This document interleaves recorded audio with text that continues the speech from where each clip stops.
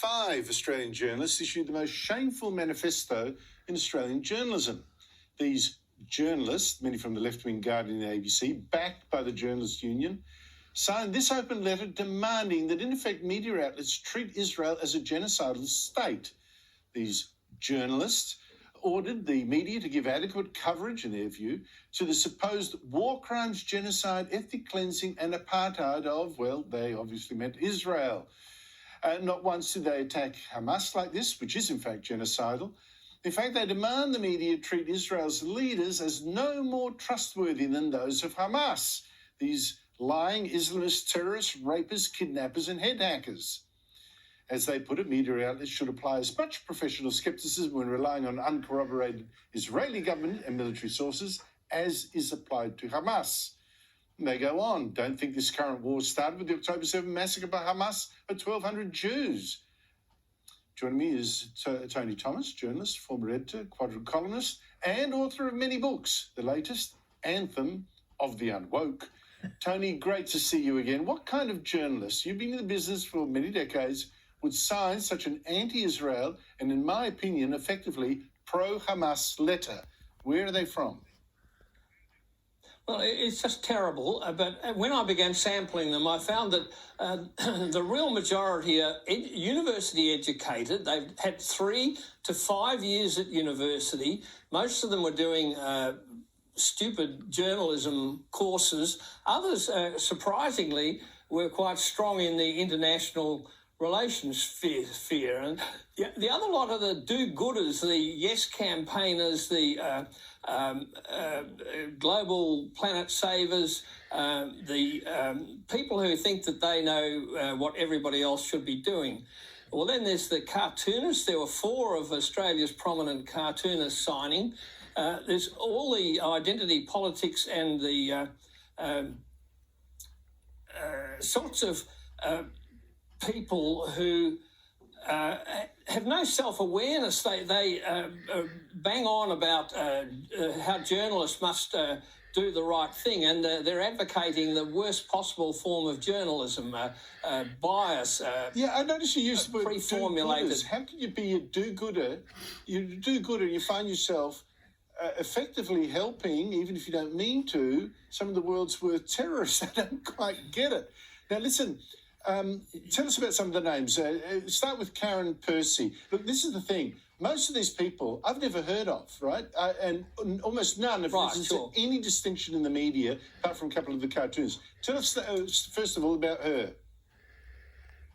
Well, she's the leading light in the media section of the Media and Arts Alliance, and she seems to be freelancing in her private life. But she's full of self-virtue, and she's leading the most awful campaign against true journalism. The other thing is that so many of these journalists are award winners and prize getters.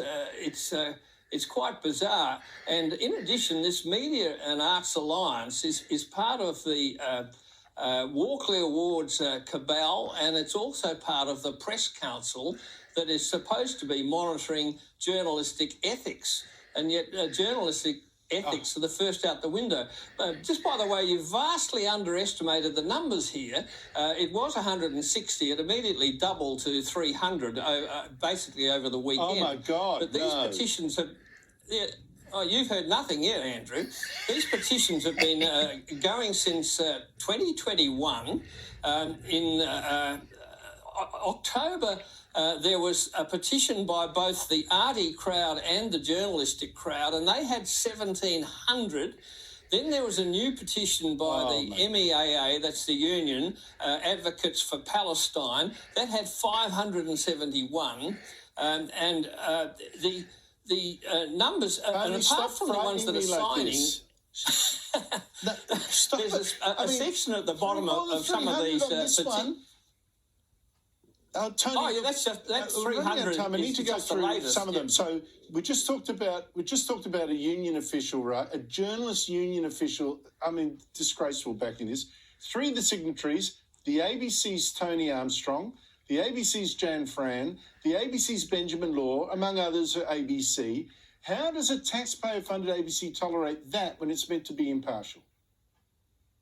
Well, they've got this anti-social media comment policy where, for example, Laura Tingle got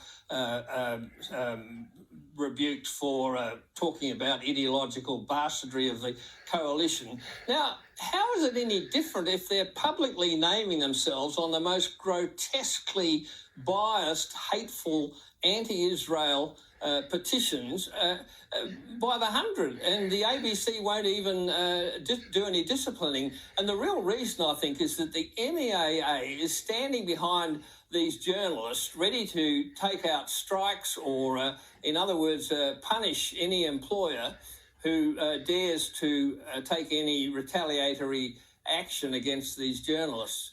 So